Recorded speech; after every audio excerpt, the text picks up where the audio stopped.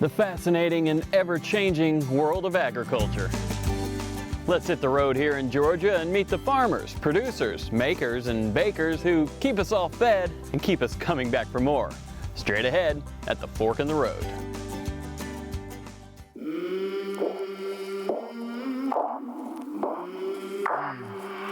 I came from the mud, there's dirt on my hands.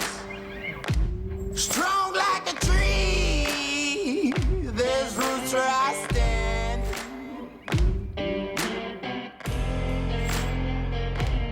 This week we're growing and grinding all over Georgia.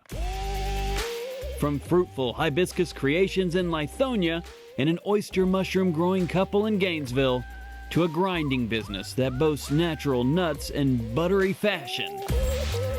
But our first fork in the road takes us down to Albany to explore the source of Pretoria Fields Collective. In the land of Pretoria, the farm takes center stage. Beer around here flows like the Flint River itself, and the taste is doctor approved. Meet vascular surgeon Dr. Trip Morgan and his succulent side hustle turned successful business that puts Georgia farmers in the spotlight. So Pretoria, Georgia is where my farm was, or where the farm in Doherty County was. And so that was the first place where we were actually making a few of our quote unquote experimental beers. So it resonated with everybody. So Pretoria became the name. We're helping the smaller guy. I mean, you know, the guy who's not farming as many acres as you would think about with those things. He's maybe trying to get involved in some other products besides corn, cotton, and peanuts. The Praetorian brewmaster then took me around the brewery, step by step, sharing the details of what it takes to bring this all together and why it's a special project for him. So process begins in the mill room. Rye, barley, or wheat that we use in our brewing process will come through this grain mill. It will lightly crush it. We want the husk broken open, but not just obliterated. We're not trying to create flour. We will mill that through these auger lines here, and everything is augered to our brew house. Hot liquor tank, cold liquor tank. Liquor is a brewing term that just means water. No liquor inside those. The entire recipe will be held here in the grist case. Boil kettle is a place that we're going to add hops for bitterness, flavor, and aroma. We brew German styles, we make lagers, we make ales, Belgian style brewing, and then we're doing things that the market asks for and new styles. We make sours here. Right now we have 4 core brands, 4 seasonals, and 4 sub-seasonals, as well as seltzers. When you're doing organic farming, I mean, you have issues. You have crop failures, you have some things that just don't necessarily work out. We've changed some varieties of barley and rye, and I think we finally have stumbled on things that are disease resistant and pest resistant, and hopefully this is something that takes hold and we can actually bring back barley farming to Georgia, because that is absolutely something that can be done, and I think all of this is supporting Georgia agriculture. Our long-term goal is to continue to promote organic agriculture, sustainable farming, appropriate use of natural resources, and do that in all of the southeastern United States. Dr. Morgan and his team see this farm-based brewery making a difference, and he says it's healthy. And he should know. After all, he's a doctor. It has a chemical property similar to that we always talk about, which is good in wine. So they did find it in beer, so that's a thing. And speaking of health, how about meeting one of these Pretoria Field Collective farming partners who is bringing one of Georgia's latest hot crops into the ingredients? Let's meet Handy Kennedy at his hemp farm in Metter. The legacy of this farm been in the family since 1869. Right after slavery, my great-grandfather Handy and Elizabeth Jane bought 175 acres from a guy by the name of Cobb, which Cobbtown is basically named after of. His son grew it to like 1,700 acres. And then when my grandfather split it up amongst his 13 kids, my father bought 1,000 acres of it. And this is where we sit right now, is on the 1,000 acres that my father bought from his father, Marston Kennedy. My father built those barns back in 1972 for tobacco, and to be able to use these barns here in 2020 to dry hemp is amazing. That's kind of keeping the lineage and the history going on with the farm. I believe that hemp was a revolutionary crop. And I knew that it was going to bring some opportunity for small farmers like ourselves to give us the opportunity to make some extra revenue. And when I really started researching and learning out about the different aspects of it and what you can really do with hemp, with the CBD, with the seed, and with the fiber, I knew that this was going to be a crop that we have to really invest in on the ground level. When Georgia passed the law to allow us to start growing, I started researching processors that really had the best interests of small farmers in mind, and I ran across Pretoria field. They had a couple of presentations throughout the state, and so after going to a couple of their meetings and listening to their leadership team, explaining to them what they were trying to do, I realized it was going to be the best fit for us processors in Georgia for HK Farm. Because of my background in medicine, we try to promote health. And we're promoting health through organic farming, and we're promoting health through sustainable farming. If I could get people to think in that way, then maybe we can get them to think about how cannabis is a sustainable farming product. To be honest, it feels a little different here on the hemp farm, for obvious reasons. But the cannabis variety they are growing here is hemp, not marijuana. Even though it's the same species of plant, the variety is different. It's all based on the level of THC in the crop, and it's all calculated. Just for simple understanding, the hemp varieties that we grow, the THC genes are the genes that would make it marijuana, quote unquote, they're knocked out. They're not activated in that particular plant they're growing. And everything has to be, as far as the state law, under 0.3% THC. And the other thing that people need to realize is that we're growing it for a high CBD content, and the increase in the CBD actually suppresses THC effect. So there's several different reasons that it both has the beneficial effects and it also doesn't have the euphoric effects. It's about respecting the land and the consumer and bringing all these things together into one unifying Georgia-grown drink that is both doctor and farmer approved.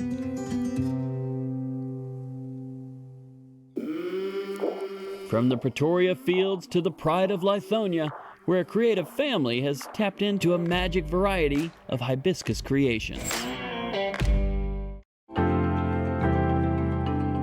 A tropical plant producing a radiant fruit bursting with flavor. The Georgia hibiscus plant has yet to reach the world-renowned fame of the Georgia peach, but with this family at the helm of the hibiscus, a new sweet player in the fields of Georgia is making waves with a variety of Hibiscus Space products. The base of our products is hibiscus base. We literally go out into hibiscus fields and we grab our ripe hibiscus calyx, cut off the base of the calyx, and it gives us this product that we in turn do a couple of things, get it into a stable state. And how you do that is either freeze it, dehydrate it, or just make it into juice. And each one of those different processes make a different product. We start with our seeds. These are actually hibiscus seeds, and there are a variety of hibiscus that we grow. So we normally get together as a company at the beginning of the year and we plan our season out to define which types of hibiscus we're going to grow and how much hibiscus we're going to grow. Hibiscus tea, sparkling hibiscus, chutney, jelly. Najib, Millie, and the family just keep the creative coming. You can literally just eat this thing right off the branch.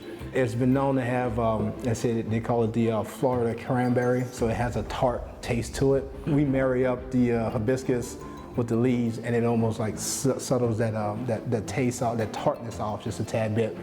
Yeah, we always tell our customers, during the holiday or anytime you want to try something different that you would normally use cranberry sauce for, then try our chutney. There are tons of, as far as medicinal health benefits, factors as far as hibiscus, as far as rich in antioxidants. It helps out as far as hypertension, reducing hypertension. And the closer we get to that, as far as our different teas that we have. The bottom line is we have a product for where you are in your health journey, right? So, we have small children, so they like their peanut butter and jelly. So if we're going to give them a jelly, at least we know that we've produced something that's natural, that we've controlled the process. My mom's diabetic, and so she absolutely loves the tea so that she can use whatever alternative sugar substitute that she prefers. And so we have something for everyone, right? I think everything's great in moderation. Hibiscus is a labor-intensive crop. It currently has to be hand-picked and has a relatively short shelf life. And every fruit has to be cored carefully, as Millie and Najib demonstrate. In order to get started to get that fruit into one of those stable states, we utilize currently just a tool to core out the seed pod. It's a process where gloves on and whatnot, and you literally just push, twist, and pop out on the other side. It's like a magic trick. Now you see it, now you know. So, and this is a seed pod that, believe it or not, it sets us up for the follow-on season. So we take this calyx, set it in a bucket, and we move on to the next. And we just let it sit until it naturally blooms open, drops out seeds for the follow-on season. And we just keep going on with that process year after year after year. Najib's father, Yassine, known around here as Big Ya, has years of experience with the hibiscus plant when he lived down in Louisiana. That home street is actually where the name Pride Road originated. These days, he continues that farming passion and closely watches over their crop. This batch is tucked away on some property near Stone Mountain. We're right off of the Yellow River, the line between Gwinnett County and DeKalb County is right over here to our left. We're Katrina evacuees. In the community where I lived on Port Hudson Pride Road in Zachary, we had about 12 farmers that worked with us, with my wife and I, growing this hibiscus. And that's basically how we got started with that. This was a family farm, and when we started this project this year, they hadn't farmed in this area for what, 20 to 25 years? So there were no problems with fertility and soil quality and that kind of thing. If we clip all of the calyx and don't clip the ones that we want, that's the right size, then the rest of them will come right back, just like okra. So we can get about 10 pounds off of each one of these bushes, and we could do that at least 3 or 4 times before the frost. We are unique in that we grow, we harvest, we produce our own products. We own our entire process. We don't outsource any of our process to anyone so that we can control what we are providing to our customers. So let's give a hand to the Georgia hibiscus and the proud family that grows, gathers, cores, and creates this brilliant red fruit into a variety of sweet and savory Pride Road products.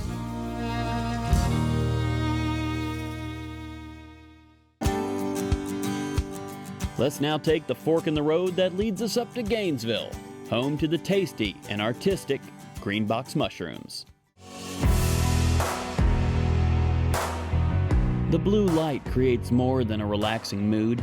It's the source of life for these ornamental yet tasty oyster mushrooms, being grown courtesy the Moons of Georgia. John and Elizabeth Moon, that is. We started out with me and my husband looking at what do we do for our retirement. I told him I'm not going to go ahead and dig in the dirt and be a farmer. So he looked at, from an automation perspective, a kind of a farming with more of a hydroponics side of the business, or even something that doesn't require a whole lot of labor. He came with mushroom farming. This 30,000 square foot growing facility is quite impressive. Container after container, filling the space and sprouting hundreds of pounds of mushrooms every day. John walked me through the operation, sharing the technology, hardware, hands-on care, and science that makes this all happen. And this is a substrate we're using to mix with wheat bran, and this is about 1,600 pound bag, and we use 1 bag a day that we mix 3 times a week. This is a machine, both peanut hulls and the wheat bran go inside. We initially mix without water. We call it dry mix. And then start adding about 300 gallons of water into this tank. And then mix both again, 1.5 hours. And this machine takes substrate, feeding it in, and then shoot it down to the box, put it into the hull, and fill up each bottle. Once we fill up this autoclave, we heat it up with boiling steam for 5 hours.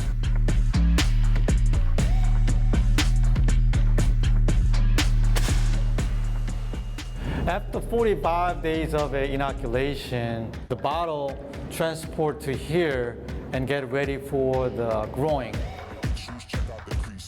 As soon as we have pinning, we will start flipping into the up position. It takes about 10 to 15 days to grow to be harvested. So this room is where it's actually grown, and then we go ahead and harvest to deliver it out to our customers. Health benefits of the oyster mushrooms are actually with our immune system. So it provides a lot of protein, fiber, without all the fat, without sodium. So it's actually really good for us to keep us healthy. My son, who graduated from Kennesaw State University with a biology major, came across an article that was done by his school and showed us that, look, they're doing what they're researching what we're doing. So we contacted the professors at KSU. They came out and their jaws just dropped because we had it all set to what they were trying to accomplish or share with our Georgia grown farmers. That mushroom farming can be done consistently to what we're doing, and we already have it all set up. So we decided to kind of venture together and research together. We're opening up our farm over to KSU so that they can come out and study with us on how to share this technology with the rest of the farmers that are interested. The name is catchy, the shrooms are tasty, and the facility is even open for tours if you'd like to take a peek and a taste for yourself. This is a fully grown oyster mushrooms, and we have a farm tour and you pick farming that's going on Saturdays. So we welcome regular consumers to come out and visit us on Saturdays for a farm tour, and they're able to pick their own mushrooms. It's so easy to pick them, just twist and there you go, and they can go ahead and harvest their own for them to take home and enjoy.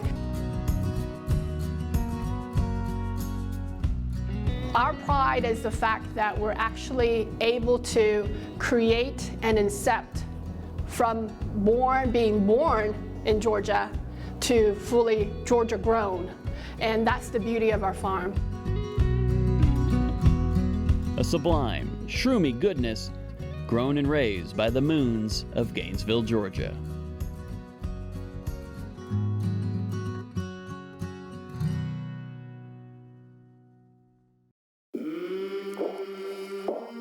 Our final fork in the road takes us down to Chamblee, where peanuts, pecans, and many other tasty nuts are ground to perfection.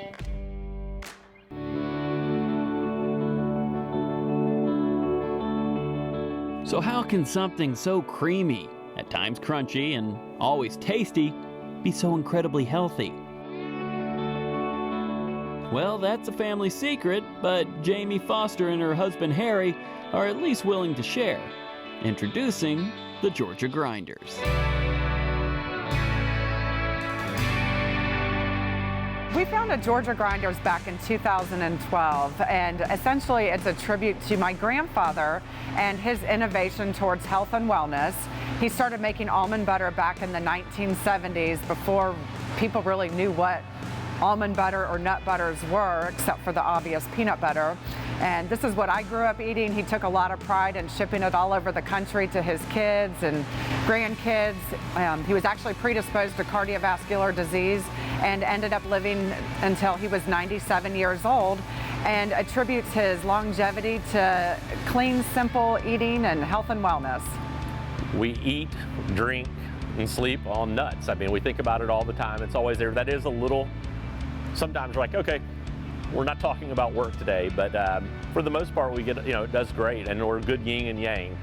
What she's good in, I don't do so well in. Where she has problems, I can usually pick up the slack there too. So yeah, it's a family business, and you know, this is what our kids know. They saw this business born, and here we are 8 years later, and they've seen what it's grown into. So it's very inspiring to them as well, and it is a family affair.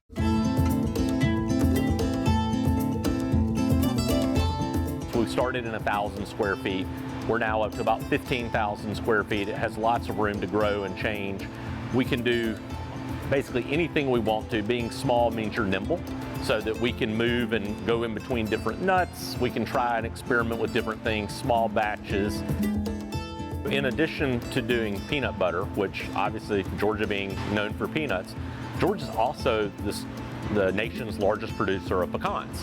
So we pride ourselves in sourcing, peanuts from farmers in Georgia only, and pecans. Our pecans come from a 5th generation grower, a family that's been doing this for well over 100, almost 150 years now. Essentially, our products contain 2 ingredients, the nut and a touch of sea salt. You'll never find additional sugars, oils, emulsifiers, additives, or any types of preservatives. We want our products to be very clean and simple, as they should be. And that way the consumer can ultimately decide what they want to pair it with and whether that's something sweet or savory. Pecans, peanuts, and even almonds, every nut requires a different method for roasting, for grinding, but these two and their team seem to have it figured out.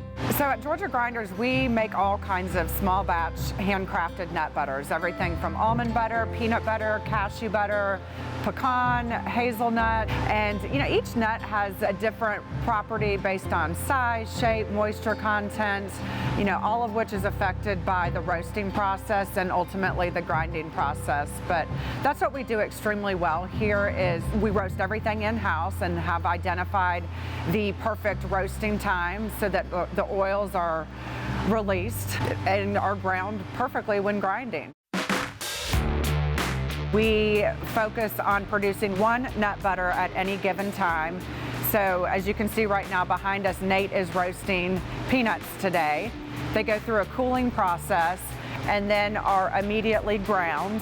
Then we add sea salt to each and every batch, with the exception of our salt-free almond butter. And if there's any inclusions, such as our honey or maple or our limited edition chocolate bourbon pecan butter, the inclusions get added in, mixed, shuffled over to the piston filler where each jar is hand-filled, sealed by one of our employees, and put in a box, and out it goes. And it isn't just the Foster family that appreciates this different type of nut butter, for word has spread all over the USA. Georgia Grinders has been very blessed to receive a lot of awards throughout the years. Initially, we were featured in Oprah magazine as her favorite nut butter in 2013 on the O list. And then Rachel Ray's magazine has featured us. We've received some clean eating awards. Our pecan butter won Flavor of Georgia back in 2017. Just continued to be very well supported by the University of Georgia and the College of Agriculture and Environmental Sciences. The agriculture department they've always been great along with the University of Georgia. If you have problems, we've called up and talked to food scientists about we're having an issue with something in this particular variety of nut, what can we do? And they'll work with you, and the state has been a great supporter. It's about the state helping us out too and being there for the citizens and the small businesses that are there and the farmers. With a thumbs up from the likes of Oprah Winfrey and Martha Stewart, this nut butter couple is on to something special and healthy, grinding a variety of tasty nuts into jars all over America.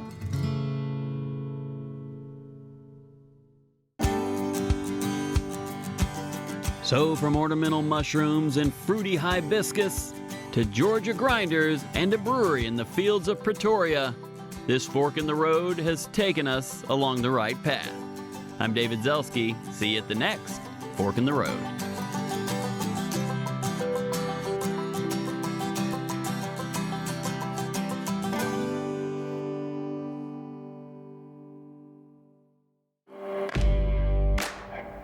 A Fork in the Road was brought to you by